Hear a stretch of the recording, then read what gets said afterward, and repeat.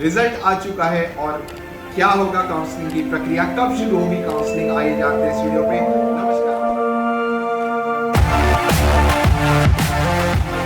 नमस्कार आप सभी को, मैं हूं डॉक्टर छाबड़ा। स्वागत है आप सबका मेरे यूट्यूब चैनल पर। रिजल्ट आने के बाद जो सबसे बड़ी चीज का इंतजार होता है वो है काउंसलिंग।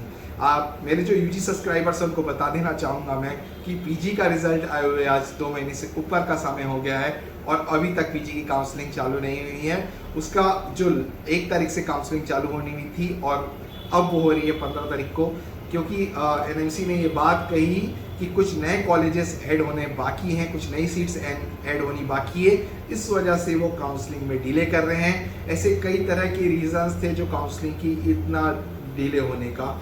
यूजी की काउंसलिंग की अगर मैं बात करूं तो अभी एनएमसी ने सेम यूजी के साथ भी एक लेटर इशू किया है जिसमें उन्होंने ये कहा है कि जो नए कॉलेजेस अपने रिन्यूअल के लिए अप्लाई करना चाहते हैं वो अप्लाई कर सकते हैं। यानी कि समझिए अगर उन्होंने अभी नोटिस दी है तो इस प्रक्रिया को भी करीब करीब 10 से 15 दिन का समय कम से कम लगना लाजमी है।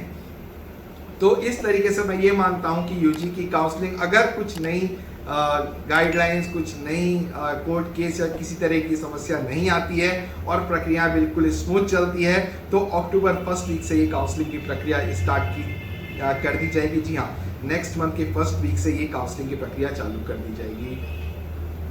काउंसलिंग की प्रक्रिया बहुत डिफ़िकल्ट है और थोड़ा सा टेक्निकल आपको समझना होगा। अगर आप टेक्निकलिटी को समझते हैं तो काउंसलिंग आराम से कर सकते हैं। सबसे पहले जो काउंसलिंग स्टार्ट होगी वो ऑल इंडिया की काउंसलिंग चालू होगी। जी हाँ, जिसमें से 15% सीटें रिजर्व होती है ऑल इंडिया के लिए किसी भी राज्य में और 85% सीटों का अधिकार उस राज्य को दिया जाता है। तो जो गवर्नमेंट की काउंसलिंग और डीम्ड यूनिवर्सिटी की 100% सीटों की काउंसलिंग सबसे पहले स्टार्ट कर दी जाएगी। उसका नोटिफिकेशन आएगा, उसके बाद ही राज्यों की काउंसलिंग को चालू किया जाएगा। जी हाँ, तो जो अक्टूबर में अगर काउंसलिंग स्टार्ट होती है तो डीम्ड यूनिवर्सिटी की 100% सीटों के लिए और 15% ऑल इंडिया की सीटों के लिए काउंसलिंग चालू होगी। उसका फर्स्ट राउंड जैसे ही पूरा होगा उसके बाद स्टेट का फर्स्ट राउंड चालू होगा। अगर आप प्राइवेट कॉलेज लेना चाह रहे हैं तो एक बात आपको यहाँ पर समझनी बहुत ज़रूरी वो ये है कि लगभग सारे स्टेट की जो काउंसलिंग है वो एक साथ चलती है, बिल्कुल एक आगे पीछे 2-4 दिन के आगे पीछे में चलती है। अगर आप प्राइवेट कॉलेज में एडमिशन लेना चाहते हैं तो हर स्टेट का अपना एक सिक्योरिटी डिपॉजिट भी है। यूपी में 2 लाख रुपए, उत्तराखंड में 1 लाख रुपए, राजस्थान में 2 लाख रुपए, ऐसी सिक्योरिटी डिपॉजिट्स आपको देनी पड़ती है। अगर आपको 2 स्टेट्स में एक साथ सीट मिल जाती है तो आपकी जो एक जगह की सिक्योरिटी फॉरफिट कर दी जाएगी क्योंकि एडमिशन आप एक ही जगह ले पाएंगे। तो ये सारी चीज़ों को देखना और समझना बिल्कुल बहुत ज़रूरी है।